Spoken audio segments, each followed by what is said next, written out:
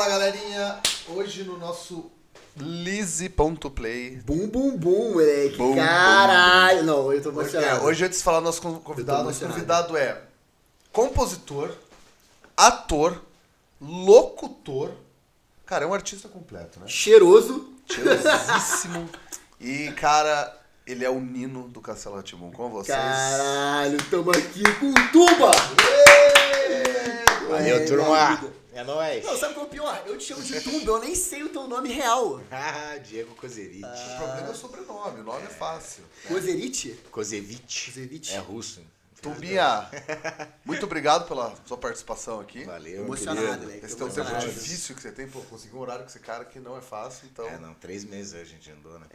Não, mas antes de começar a falar, eu queria falar uma parada que é foda, que esse figura, ele vai gravar o comercial da Lizzy e vocês não tão ligados. Que provavelmente o comercial já está em cima. Já tá rolando, Já então, tá assim, rolando, mas né? caralho, se quem não assistiu, assiste, porque puta que pariu, mano. Vai ficar foda. Pica! Vai ficar divertido. Tumbinha, cara, na verdade, a gente vai fazer em umas partes, né? O que eu acho que é interessante, você poderia contar pra gente, cara, como é que você entrou nesse meio, assim? Primeiro, né, pelo Castelo Rá-Tim-Bum, que eu acho que foi a tua grande, né? Sim, sim. Então conta um pouco pra gente, assim, como é que você entrou nesse meio do audiovisual aí, cara, por Legal. favor. Então é isso aí, cara. Obrigado, antes de tudo, oportunidade aí. É, moleque. Não, antes de mais nada, muita sorte aí pra Lizzy, que vai ser... Já Vamos é, lá. né? Sim. Já Amém. tá voando e é uma puta ideia. E, cara, eu, né, a gente até brincou antes de começar, pra onde começar, o que falar, né? Porque agora começa aquela fase de dizer que já são alguns anos de caminhada, de estrada, né? Mas, bicho, eu comecei desde bem cedo, bem menino, em Curitiba, no Paraná, fazer coisas ligadas à arte, teatro, música. Cedo, tipo, E quantos anos? cedo, 6 anos de idade. Eu comecei a Influência fazer... dos pais? Sim, meus pais, cara, desde moleque começaram a colocar. Eu tenho mais 2 irmãs que são um pouquinho mais velhas, uma escadinha, e, cara, eles nessa correria, né, de vida, colocando os filhos para fazer coisas mais muito ligadas à área cultural. A gente fazia Legal. coral, eu comecei a fazer música desde cedo, Escola de Música e Belas Artes do Paraná, e o Coral Curumim, que é um coral que tem até hoje em Curitiba, um coral que tem quase 30 anos de estrada. Foi o Curumim que começou o Palácio Avenida, com as criancinhas, antes de entrar as crianças carentes e tal. Sim.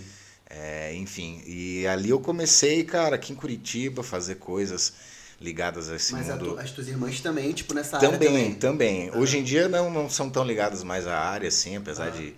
Você era ainda- obrigado ou você curtia tudo? Eu gostava, cara, gostava pra caramba. Justamente, eu lembro que às vezes a aula de piano, assim, era uma coisa que às vezes eu não gostava muito, porque eu fazia piano erudito. Sim. Não era assim um piano popular, por exemplo. Você Mas toca mesmo, né? Toco, cara. Daí eu parei há muitos anos, mas isso me ajudou e ficou de legado para essa área, que hoje em dia eu sigo também de produção sonora. Mas não considero um pianista, né? Eu brinco, dou uma arranhada. Sim. E ali eu comecei desde menino, então, a fazer coisas ligadas ao mundo da música e tal. Daí eu conheci a Regina Vogue, uma grande amiga, mestra, mãezona, que gosto muito. Ela que me colocou também, eu comecei a fazer teatro, assim, fiz uma peça com ela, que ela gostou da criancinha lá, que ela viu fazendo coisa com o Coral Curumim. E já me chamou, assim, pra fazer peças com adultos, né? Só eu de criança, no meio de Caralho. atores adultos, assim, peças infantis, né? Eu lembro que a gente fez uma montagem do Menino Maluquinho, que o Ziraldo veio acompanhar, show do caramba. Que irado, mano. Umas coisas bem Porra. legais, cara. Então, assim, tu tem memória de quando era criança ou tua memória é meio- Tenho bastante memória, assim. Justamente do contrário, assim, é muito legal que hoje em dia, quando eu entro, né, por exemplo, no Teatro Guaíra, Aham. Teatro Fernando Montenegro, assim, que foram teatros que eu com 10 anos de idade, assim, fazia coisas. É muito louco, né, que a gente tem aquela visão quando era criança das coisas bem maiores, Sim, grandiosas, né? E depois aí hoje em dia eu entro, né, lá dentro do Guaíra, né, que é uma imensidão, né? E fico olhando os lugares, lembrando de infância, assim, Que da hora, cara. dessas Porra, coisas. muito maneiro. Tem um legado massa, assim, nisso. E como é que era atuar quando criança, assim? Porque eu fico vendo... Cara, a gente quando tá do outro lado agora, a gente sabe a dificuldade, que é o que sempre fala, né? Não faça um filme nem com cachorro, nem com criança, tá ligado? Que é difícil. Eu já atuei, atuei. Já dirigi um filme que tinham 3 crianças na parada. E, tipo assim, Que nem mas- saiu, inclusive. não, saiu, mas eu tive que, tipo assim... remanejar. Tudo bem que eram crianças muito mais novas que 10 anos também. Elas tinham, sei lá, 4 anos. Sei lá. E, tipo, muito punk, tipo, muito punk. Como é que era? Você lembra, assim? Tipo, tu obedecia o diretor? Não, é que eu já era engraçado, assim, porque daí então eu até vou contar que eu, como ator, daí eu até já fiz um filme, daí como adulto, né? Aham. Já tem também mais de 10 anos, mas que eu tinha uma filhinha na história, e também foi bem um processo bem louco, assim, ela tinha 3 aninhos, a menina, então da gente ficar bem amiguinho dela, eu fui na casa da menina, da mãe. Pra tentar ter uma Pra relação ficar bem ali, né? amigo Qual que era? No dela. Zero Grau, não? No Curitiba 0 Grau, eu sei justamente, dessa tinha coisa, uma... sou É, fã, hein? moleque. Mas enfim, voltando a falar um pouco lá da infância, daí é onde surgiu e chegamos ao Castelo Rá-Tim-Bum, que até acho válido falar, né, que eu sou o Nino do Castelo Rá-Tim-Bum, o filme, Sim. né, porque tem alguns podcasts, o mais que nunca o Cássio Capim, que Sim. tenho muito carinho, muito respeito pelo Cássio, que é o eterno Nino, acho sim. mais que nunca. Todo mundo pensa nele como Nino, todo mundo, né? a maioria Da série. A série é muito pensa, grande, né? a série é muito maior, né, o que a série atingiu, representou, chegou, né? E o filme tem uma proporção legal, grande, né? Eu tenho algumas coisas de legado que ficaram, mas óbvio que eu sei, tenho um maior respeito, assim, eu tamanho vejo, da série eu vejo, faço questão até de falar isso num podcast como o de vocês, porque assim, eu já vi podcasts sem citar nomes, assim, mas de comédia, galeras assim, nos últimos tempos que teve algumas coisas. O Castelo veio à tona, digamos, um pouco nos últimos 2 anos, com a morte do Sérgio Manberti. Sim. E daí também aquele comercial que fizeram do tempo atrás, da Oreo, coisas assim, trouxe à tona um pouco, e eu vi que o Cássio participou de alguns podcasts, e tem uma galera assim que às vezes até contra o filme, assim, fala, porra, o Nino não é você, não sei o que lá. E eu acho engraçado, então, acho um bom momento, às vezes, aqui, né, mais que nunca num podcast, poder falar sobre isso, que, né, o filme foi uma outra história na época. Para quem não sabe, justamente, o filme foi feito assim alguns anos depois do seriado. Sim. Para Você quem sabe acompanha, por que eles não pegaram? sei, justamente Sabe? vou Legal. contar então, justamente para todo mundo entender. O Castelo da TV foi feito ali se eu não me engano, em 94, final de 93, 94, que todo mundo até acompanhou agora nessas coisas, inclusive coisas que nem eu sabia direito sobre tudo que aconteceu, que ele foi feito numa tacada só, né? Todos sabem que foi um projeto assim que eles fizeram numa tacada só, sem saber, sem nem imaginar, falando, vai ser um produto legal aqui da TV do Cultura e tal, bacana, mas sem imaginar o que ia virar o Castelo Rá-Tim-Bum. Proporção, né? A proporção, e eles mataram numa tacada só as gravações. Então, tanto que daí pensaram em voltar, etc e tal, mas enfim, isso acontece. Uma temporada só? Só uma tacada só, eles gravaram lá 50 episódios, 60 e acabou. Nunca teve assim uma segunda, não foi dividido em partes. Foi numa vez só, tipo, durante 6 meses. Mais velhos mesmo. Porque por isso que as crianças não cresceram, foi durante nada. 6, 7 meses, sei lá, 1 ano no máximo ali, que eles fizeram aquele projeto. Sim. Entendeu? E enfim, isso 93, 94, começo de 94. Ali justamente estreou, teve TV e tudo mais. Eu sei que daí o Cal Hambúrguer e Flávio de Souza, que são os idealizadores do Castelo Rá-Tim-Bum, dividiram, daí cada um ficou assim com direitos. O Flávio ficou com os direitos de fazer teatro, musical, e o Cal queria partir para fazer o filme de cinema. Sim. A demora de tudo isso daí, lei, até aprovar tudo mais. O filme foi acontecer em 99. Caraca, em 99, 5, 6 anos depois. Então, as crianças já tinham crescido. Sim. Né? O Zequinha, mais do que nunca, todos os atores, enfim, né? E ali já era uma coisa que o Cal, na época, falou, e eu, esses tempos atrás, mais do que nunca, encontrei ele novamente, há uns 3 anos atrás, num encontro que teve com o Sérgio Manberti também, com uma galera, com o Pascoal, que era o Abobrinha. E, enfim, desde essa época eu sei que uma das questões foi que as crianças já tinham crescido, então ele já estava naquela, quando ele foi fazer o filme, poxa, acho que eu vou ter que trocar as crianças, né, para outras crianças novas. Sim. E daí surgiu essa ideia na cabeça dele, o porquê também não repensar a ideia de trocar o Nino e colocando uma criança também e pensando num produto. Eu fiquei sabendo isso daí, né, mais recentemente nessa conversa de 3, 4 anos atrás, agora em 2019, um pouquinho antes da pandemia. Sim. Um pouquinho antes de começar a pandemia. que também teve a ver assim, um pouco com essa questão do produto internacional, que eles queriam que o filme tivesse um alcance internacional, teve, graças a Deus, mas perante esse ambiente internacional, as pessoas do mundo afora não sabiam o que era a história do Castelo. Ia ficar muito sem contexto, né? Que era uma história justamente assim de um adulto, um homem, né, um adulto, Cassius Capim, fazendo um personagem de um feiticeiro, que apesar de ter 300 anos é uma criança, que convive com criancinhas e brinca com criancinhas. E eles ficaram pensando na aceitação disso perante o mundo internacional, que não conhecia toda essa história, o quanto o Castelo aqui era algo famoso, educativo, legal pra caramba. Mas então teve também essa questão que foi colocada na balança. E ali o Cal resolveu trocar e colocar, daí fazer um teste. Eu fiz testes, foram feitos testes lá em São Paulo, com várias crianças. Eu justamente fui indicado por um cara daqui de Curitiba, que tinha trabalhado comigo, e tinha trabalhado na cultura, e falou, tem um moleque lá em Curitiba e tal, que eu trabalhei, o moleque é bom. E tal, eu tava com 11 para 12 quando eu fiz o teste, daí a filmagem foi no decorrer dos 12 anos ali. E, enfim, daí fui para São Paulo fazer teste, foi uma série, assim, um primeiro, assim, daí foi afunilando, né, provavelmente, deu um segundo, um terceiro e um quarto teste, que ainda eu fiquei uma semana daí num workshop, lá em São Paulo, com a Fátima Toledo, que é uma grande preparadora de elenco, famosa, né, preparou já muitos elencos de infantis, ela é muito conhecida, famosa. Não focado no infantil, ela também trabalha, tem inclusive a escola dela de teatro de São Paulo, que trabalha com adultos, mas ela ficou muito conhecida antes de mais nada com o Central do Brasil, com o Menino do Central do Brasil, depois o pessoal do Tropa de Elite, toda aquela criançadinha, aliás, do Cidade de Deus. Todas aquelas criancinhas, foi ela que preparou. Cara, não fala isso no podcast, né? É uma vergonha. Eu sou uma vergonha. Ele fala que ele gosta de filme. Uma das maiores referências do cinema nacional. Você vai assistir hoje. Boa.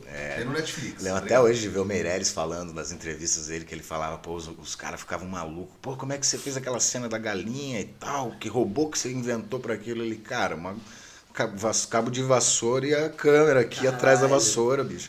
Os caras achando que ele tinha gastado milhões pra fazer. Mas é bonito que ele tem, né, cara? Não. E a criatividade dele, né, cara? Em conseguir fazer o negócio acontecer. Muito foda, cara. Muito foda. Mas, enfim, voltando e finalizando toda essa história, enfim, daí o Castelo, né, acontece na minha vida, né, nesse momento ali, quando eu tinha uns 12 anos de idade. Hoje, mais que nunca, a gente coloca aqui em prática, em falar um pouco sobre tudo isso, né? Como é que foi as decisões do Cal. Tem muita coisa, né, que o pessoal não imagina sobre como que é chegar num produto final. Eu lembro que, por exemplo, ele tinha feito um roteiro lá atrás que ele teve que cortar um monte de coisa com relação a personagens, que eu lembro que um monte de gente fala, poxa, mas não teve quase nada de muitos dos personagens do seriado. Mas justamente é muito resumido, né? Não dá tempo, cara. Ele foi fazendo o roteiro, ele foi cortando, que ele falou, cara, é filme para criança, adolescente, que é algo que você não pode passar ali de 1h30, 1h40, fica pesado. Então, assim, o primeiro corte que a gente fala de roteiro e tal, ia dar 2h30, então ele foi cortando coisas, foi trazendo para um ambiente um pouco mais realista também, de não tanta fantasia, bichos animados, coisas assim. Até tem uma coisa ou outra no filme, mas tentando trazer um pouco mais de realismo também pro filme, assim. Essa é a concepção do Castelo Rá-Tim-Bum, o filme. Sim. O pior é que o filme em si é excelente. Né? E a Morgana e o Dr. Vitor acabam sendo os mesmos atores, né? E o Dr. Abobrinha também permanece. O Dr. Abobrinha permanece. Cara, e tem algumas aparições rápidas, a Penélope aparece rapidamente e tal. E tem a adição de mais personagens muito legais, que foi a Maria de Severo fazendo a prima amada e a Rosângela. Eu tenho, na real, duas perguntas pra fazer, né? Primeiro, como é que foi o nível de produção, assim. E eu queria saber também o que aconteceu, porque você era uma criança super bonita, né, cara? Você ficou é isso que aconteceu com você, cara. Não, ele era feio também quando criança. Era feio igual, não mudou nada. Mas conta como é que foi da produção, assim, cara. Era coisa, tipo, assim, de gente pra caralho no set, cara. Super produção, né? O Castelo foi uma super produção, que na época, inclusive, eu lembro que sofreu um pouco, porque foi um boom, assim, falando sobre finanças e economia, que eles estavam prestes a produzir, ia ter muita coisa cotada em dólar, porque teve muita coisa de efeitos especiais que não tinha ainda no Brasil, que foi feito nos Estados Unidos, coisa que foi feita na França, Enfim, várias coisas assim que estavam numa cotação em dólar e o dólar deu um boom na época, não lembro qual crise que foi. E tudo isso teve também que remanejar coisas, gastos. Mas foi um filme que na época custou 8 milhões. E eu lembro que na época só tinha o Don Quixote, uma coisa assim, tinha sido um pouco mais. Tipo, 8 milhões daquela época era tipo 20 milhões hoje. Sim. Então um filme caro, bem caro, assim, tipo, pra época, com uma puta produção. Eu lembro que os cenários, por exemplo, a parte interna, digamos, do castelo, eles arranjaram, até porque era ali que acontecia a maioria das cenas, muitas das cenas, pensando, por exemplo, no áudio, né, captação de áudio, não sofrer tanto. Eles acharam uma fábrica que estava abandonada, um galpão, numa cidade vizinha, São Paulo, tipo, igual aqui, né, nossas cidades satélites próximas. Num lugar meio afastado, silencioso, onde eles locaram aquele lugar, tipo um puta galpão enorme, uma antiga fábrica, assim, com toda uma estrutura, já que também poderia ajudar, de ter um predinho separado para ser, assim, escritório, camarins, refeitório, mas um puta galpão que tinha 11 cenários do castelo, que começou a ser produzido 8 meses antes de começar a filmagem. Meu Deus do céu! E só essa parte de cenário, só essa parte de cenário diz que foram mais de 100 pessoas envolvidas, carpinteiros e criadores e tudo mais. Muito e daí, foda. depois, além da parte de produção, ao momento de filmar, que, cara, era um set de, sei lá, de equipe lá, umas 25 pessoas de equipe, tirando daí atores e tal, mas provavelmente, assim, eu lembro... mas é que ali eu imagino que até maquiagem, figurino, assim, porra, ali, que é isso que faz a diferença no Castelo Rá-Tim-Bum, né? Se duvidar, eu chutei até baixo, cara. Eu lembro, por exemplo, maquiagem, claro, dependia de dia de filmagem, né? Tinha dia, sei lá, era só 2, 3 personagens, então daí não dá tanta demanda, mas,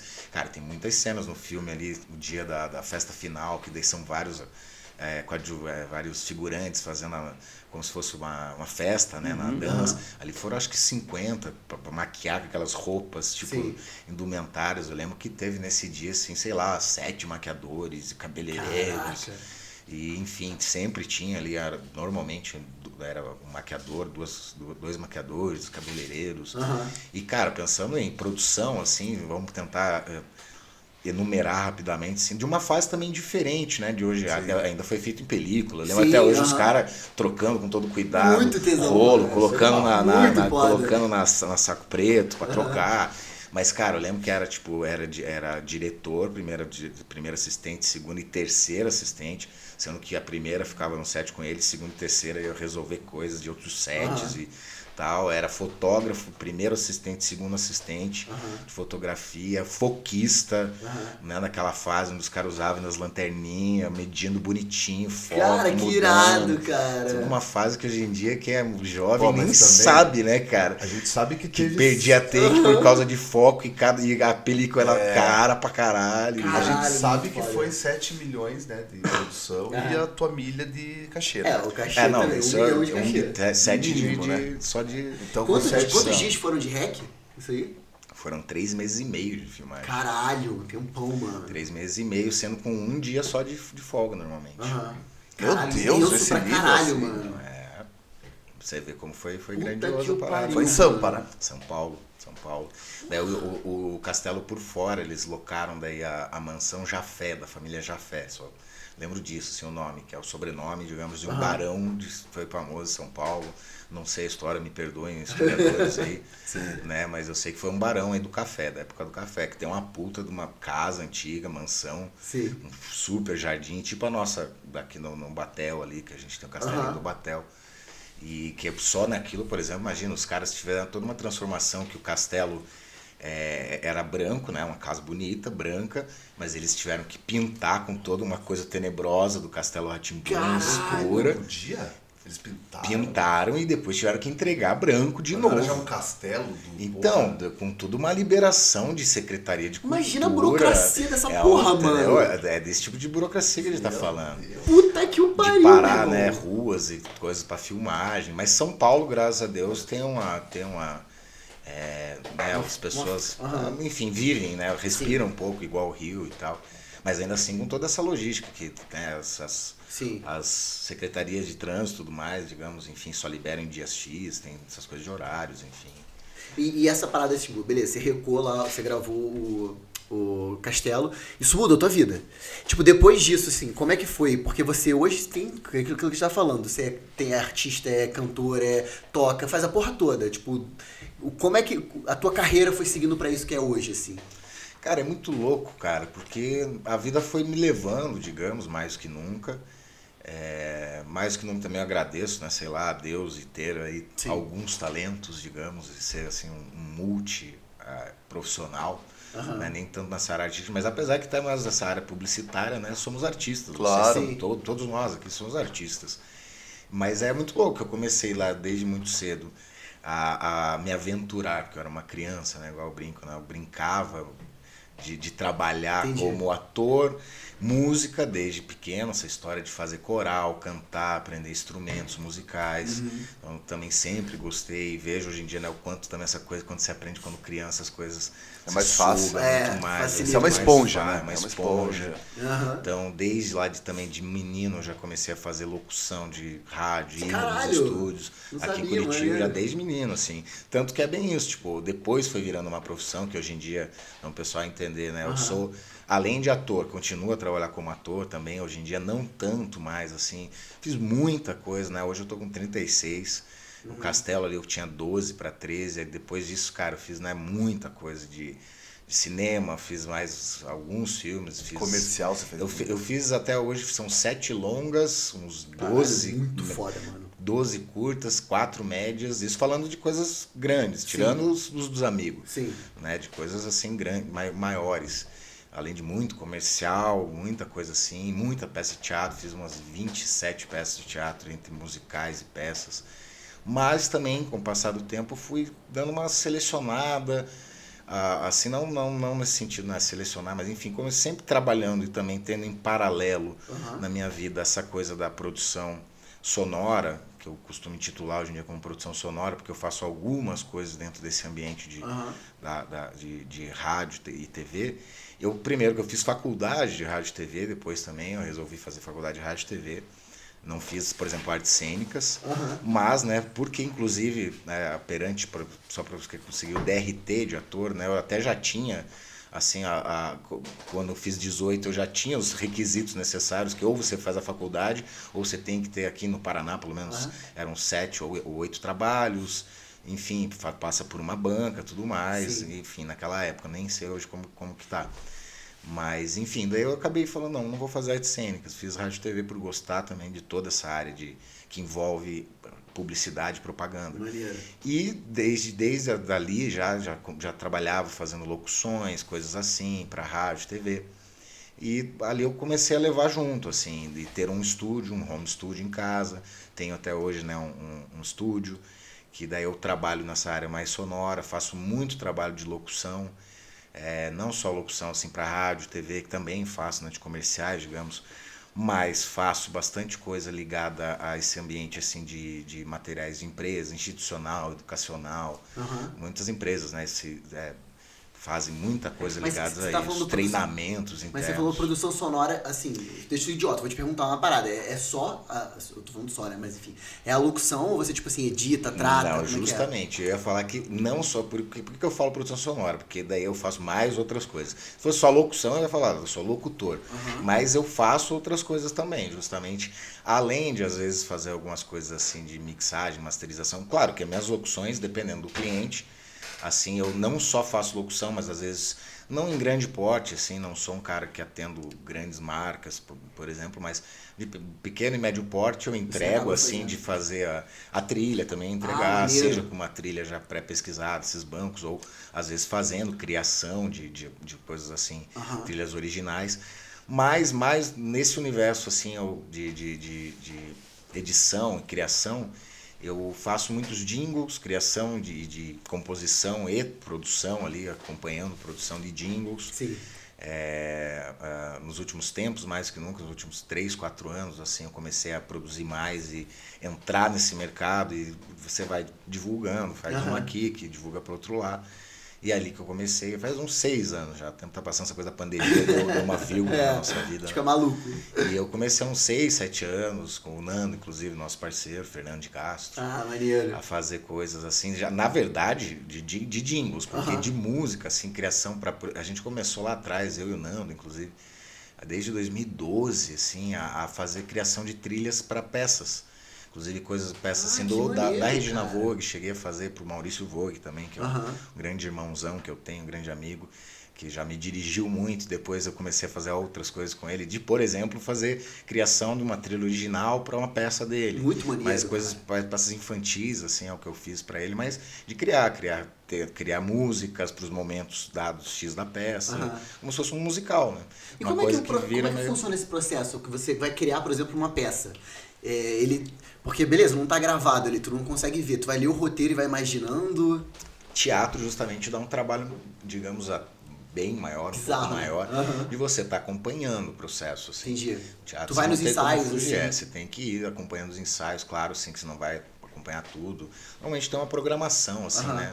Normalmente, como ator, pelo menos, e claro, eu acho que de cada diretor, mas sempre, normalmente, uma peça de teatro, você começa ali nas 2 primeiras semanas ainda uma coisa mais de descoberta de personagem, uns trabalhos mais assim, né? Uma pesquisa, e tal, para depois você começar a pensar em roteiro. Sim. E tal, já sabendo como é que é o roteiro, mas sem ainda já desde o primeiro dia, digamos, vamos decorar. E do contrário, né, a maioria dos diretores não é muito essa coisa do decorar, né? Você trazer, inclusive, de casa já meio decorado. Eu sei que tem, por exemplo, diretores de novela, Globo, que assim, você não pode entrar com o roteiro dentro do estúdio. Você tem que chegar com o negócio decorado. Não tem aquela coisa assim, a cena é aqui sentado e eu deixar o textinho aqui para dar uma conferidinha. Tem diretor que é chato com relação. Tem gente que não, mas tem diretor que é sério com relação a isso, do tipo, cara, você tem que, no mínimo, tudo bem, se você esquecer, daí o assistente, eu aqui, dou dito pra você. Sim. Mas é interessante, porque a pessoa decora, ela realmente claro que assim, depende também da situação. Eu lembro até hoje de conversar com o Alexandre Nero, por exemplo, também é meu amigo aí das antigas, né? Eu participei da Denorex 80 também como cantor e músico, que é uma banda curitibana que nós temos, que o Nero também foi da Denorex há muitos anos atrás. Eu entrei no lugar dele quando ele foi pro Rio, pra Globo, assim, não dava mais tempo dele tocar, porque o Nero começa como músico. Eu, inclusive, assim, eu até brinco que eu tenho um pouco de uma estrada parecida, de certa forma, em alguns momentos da minha vida, assim, com o Alexandre, porque ele é daqui não é de Curitiba, mas desde muito jovem veio pra cá, e sempre trabalhando aqui em Curitiba também, assim, como músico, como ator, e até mais como músico, antigamente. Multifunção pra caramba. Multifunção pra caramba, até que chegou um momento que, né, rolou ali pra ele a Globo, e mais que nunca, ele mesmo fala isso, que ele se descobriu ator. E viu o quanto ele amava, e o quanto ele é bom pra caramba. Assim, ele é um fenômeno. Ele é fenômeno, ele é muito bom, tem uma verdade, né? Que nem ele imaginava, porque ele não fazia tanta coisa de ator, ele até fazia mais coisas como músico.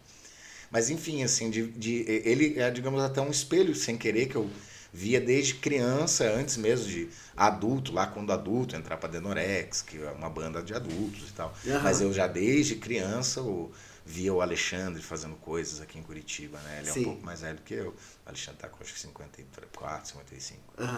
E, enfim, ali eu até já me perdi. Não, então, porque, olha só, você estava falando das coisas que você faz, né? Então, você, tipo assim, das suas multifunções. Até agora, o que a gente tá contando, você tem a questão da produção, locutor, ator, você tem a banda também, Dentro ainda dessa coisa de produção sonora, bem isso, é mais essa questão de criação de jingles, produtos, assim, mas normalmente bem isso, quem quer um jingle, assim, para sua empresa e tal, mais fácil também, criação ainda de trilhas, mas não tão focado nessa mundo assim, mais da publicidade. Pra jingle tem demanda ainda? O pessoal pede? Cara, foi aquele bagulho que você Mês falou. passado, por exemplo, eu fiz 2, cara, que foram bem engraçados. Um é bem engraçado e com uma puta produção. Eu nem imaginava o tamanho da empresa, mas também nem sei se vale a pena a gente falar sobre isso. Mas assim, eu fui ver que era uma empresa enorme aqui no interior do Paraná, de granjas e tal, que é internacional, assim. Que os caras pagaram uma grana boa, tinha uma verba boa pro jingle, tanto que daí eu fiz um jingle, era sertanejo, contratei músicos, nada de ficar fazendo com instrumentos virtuais, daí, claro, depende do budget da produção, você vai fazer. Mas ali eu contratei gaiteiro, contratei irado, mano. banjo, contratei um monte de gente pra fazer um negócio bem top mesmo, assim. Estruturado, massa. Mas justamente, eu não faço tanto... Só um detalhe, gaiteiro aqui em Curitiba Curitiba é o sanfoneiro. Sanfoneiro, gaiteiro, sanfoneiro, gaiteiro. Né? Depende do lugar do Brasil. Acordeonista também. Mas enfim. É uma coisa que eu também, desde moleque, meu pai tem, que herdou do meu avô, e eu sempre gostei de brincar. Ele toca. Meu pai também arranha mal e mal, tadinho. Te amo, meu pai. Mas o bicho dá uma arranhada bem malemal da malemal mesmo, assim. Tanto que eu, desde criança, comecei a brincar também. Gosto Você muito arranha direitinho, pelo menos? E eu arranho mais ou menos também, mas dá um pouquinho melhor. O que tu toca, assim, que tu considera que tu sabe tocar? Cara, que eu falo que eu toco pra cacete, assim, que eu sou, né, que é o que eu considero o cara que toca demais, toca bem pra caramba, nada. Mas Eu achei que Que ele toca que assim, primeiro. Mas eu toco alguns instrumentos, Não. mas assim, o feijão o com teclado, arroz daí de vários. Sim, no teclado você inverte os Não, teclados também? daí eu não. Você sabe que ele é canhoto. Eu sou que canhoto toca e eu toco com violão destro, né? invertido. Eu pego o violão de destro, inverto e toco ao contrário. Você com não as acha que é meio cordas ao limitado? contrário. Você se limita um pouco pra algumas Então, coisas, né? essa coisa, por exemplo, do violão é engraçado, porque eu comecei a tocar lá com uns 10 anos de idade, vendo os amigos tocar, e justamente, os caras eram destros, ficavam olhando ao contrário, pegava o violão, invertia, percebi que a minha mão de habilidade daí, né, pra swing seria a minha esquerda mesmo, e eu comecei a tocar ao contrário. E tem algumas coisas que fica difícil quando você vai para essa música, inclusive esse lance mais o brazuca, MPB, assim, o jazz, que tem muita nota rebuscada, digamos, Sim. aquelas notas aranha que a gente brinca. Isso é difícil por causa da canhota. Mas tem alguns caras que eu fui descobrindo com o passar dos anos que são canhotos que tocam tipo eu, que é o Edgar Escandurra, guitarrista do Ira. Eu acho que eu sempre confundo se é o Hendrix ou o Steve Vai, que também é canhoto. Tem mais gente com problemas, Que então. tem esse probleminha aí. Mas enfim, daí eu brinco de várias coisas. Assim, eu toco violão legal, tanto legal. que né, daí isso é uma coisa que eu faço de banda. Né, até hoje nessas aventuras de algumas bandas que eu já tive.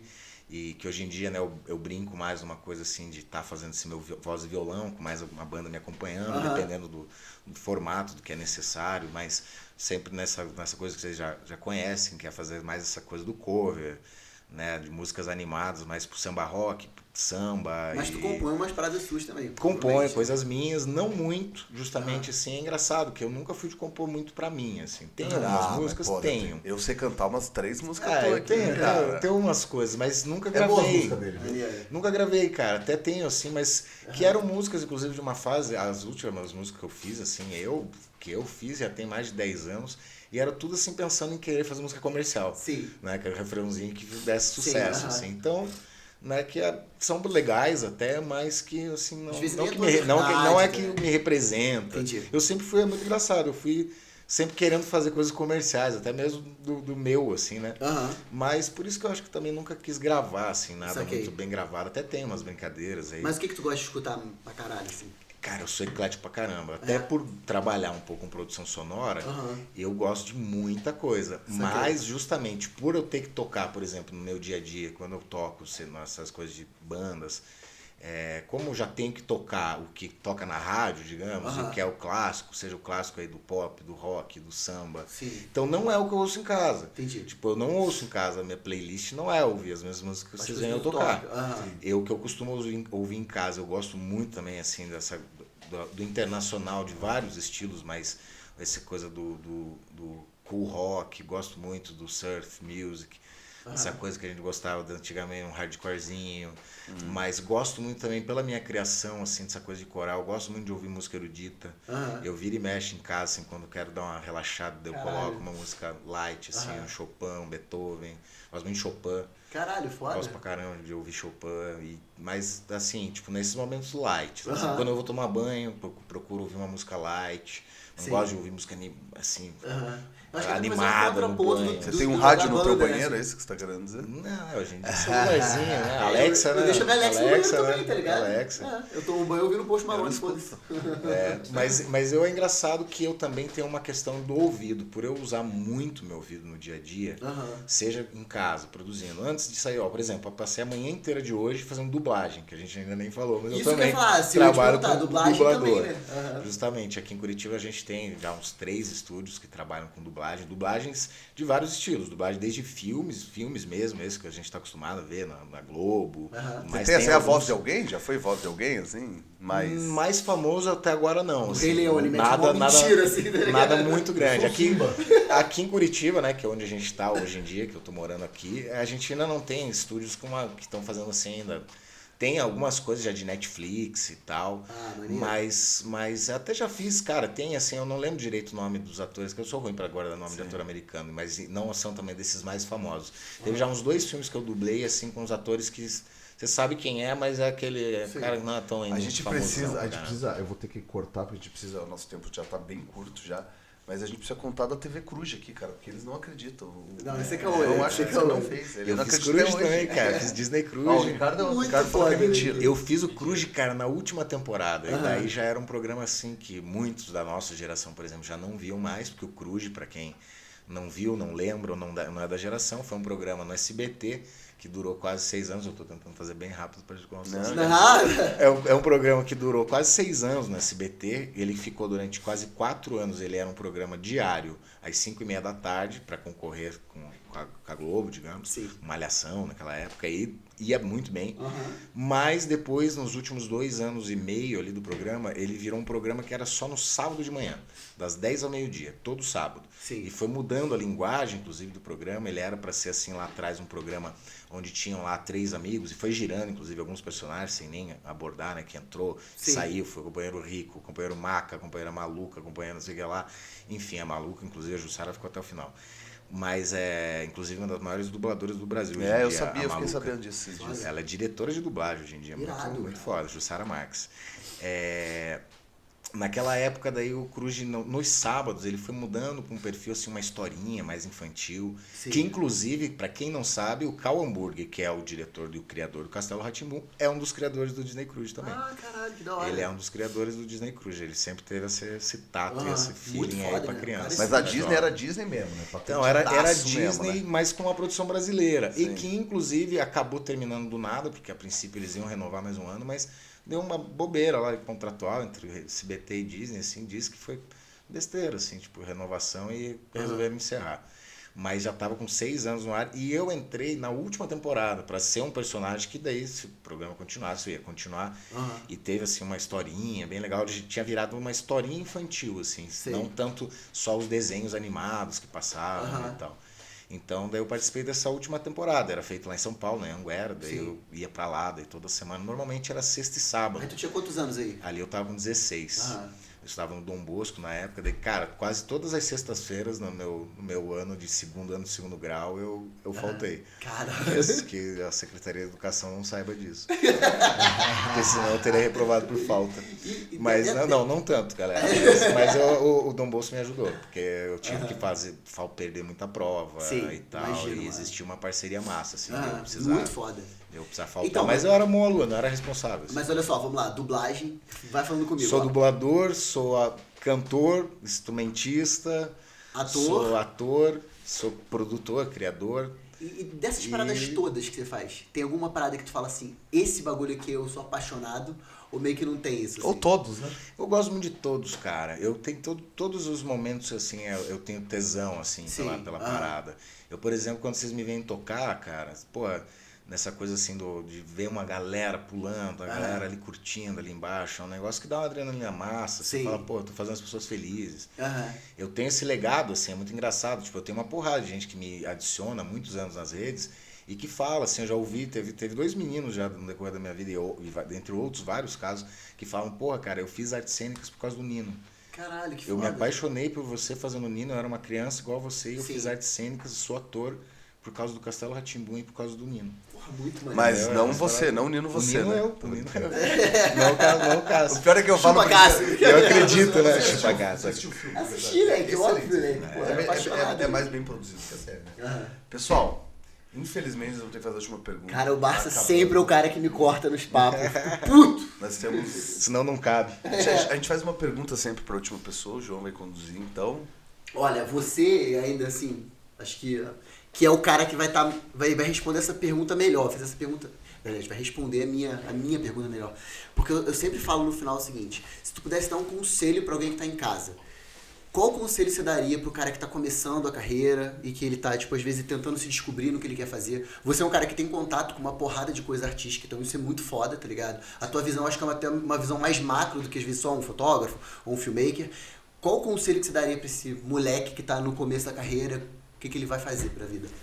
Cara, tentando, né, resumir também ao máximo para não ficar longo, assim, nós participamos de uma área que é uma área complicada, assim, de início, né? Todos nós trabalhamos com criativo, com criação, a gente quer produzir, quer trabalhar desde jovem. Quando a gente é novo, a gente tem muita gana em querer fazer acontecer e tudo mais. E nem sempre é rápido nessa nossa área, assim, muitas vezes... às vezes você depende de um tempo, de experiência, não só para você aprender a cada vez melhorar. Falo isso mais pensando num cara jovem que ainda está na faculdade, digamos, nos olhando. Esse cara jovenzinho, perdão aí pra você, né, que eu tô com 36, já não sou tão jovem. Mas você que tá com 18, 19, igual eu tava até esses dias, porra, às vezes a gente tava, eu lembro de mim, né, eu queria fazer 1 milhão de coisas e sonhando com um monte de coisas e às vezes, né, ficando triste, ficando puto, que porra, não acontece tão rápido. Foram alguns anos, né, de aprendizados, de experiência. A gente vê aquilo que o pai falava desde lá de trás, a mãe, a tia, o avô, que, poxa, a idade traz experiência, as coisas trazem experiência, tudo isso faz parte mesmo, tem que dar tempo ao tempo, é um processo, não adianta achar que às vezes vai ser para ontem, e claro, também nós estamos numa geração agora que cada vez mais as coisas estão rápidas, você tem que também produzir, principalmente nessa nossa área, dessa coisa, o audiovisual, que a gente está querendo falar mais hoje aqui, o artista em si, quem trabalha, seja daí também na música, na área, todas as artes, não deixar de acreditar na sua arte, naquilo que você ama fazer, sabendo que vai passar por muitos perrengues dentro, às vezes, de um país que também não apoia tanto, mas ainda assim, nos grandes centros, a gente tem algum apoio, e que possamos, assim, que não deixar morrer, que os mais velhos mantenham também essa vibe para fazer os jovens continuarem a querer. E, cara, porque está cada vez crescendo mais, né? Sim. A gente está vendo o quanto a pandemia fez crescer, inclusive, a área do audiovisual. Mas seja qualquer arte, seja você ator, músico, qualquer coisa, cara, nunca desista, mas saiba que também não é rápido, não é rápido que as coisas acontecem, mas nunca desista dos seus sonhos. Não, muito foda. Lindo, cara. Pelo amor de Deus. Valeu, irmão. Tamo junto. Bom demais. Vamos fazer o fechamento aqui. Você que vai fechar hoje? Lise.pro, cadastre-se, pessoal. É grátis. Como é que era mesmo? Sei lá, Cruz. Tchau. Isso aí. Fica!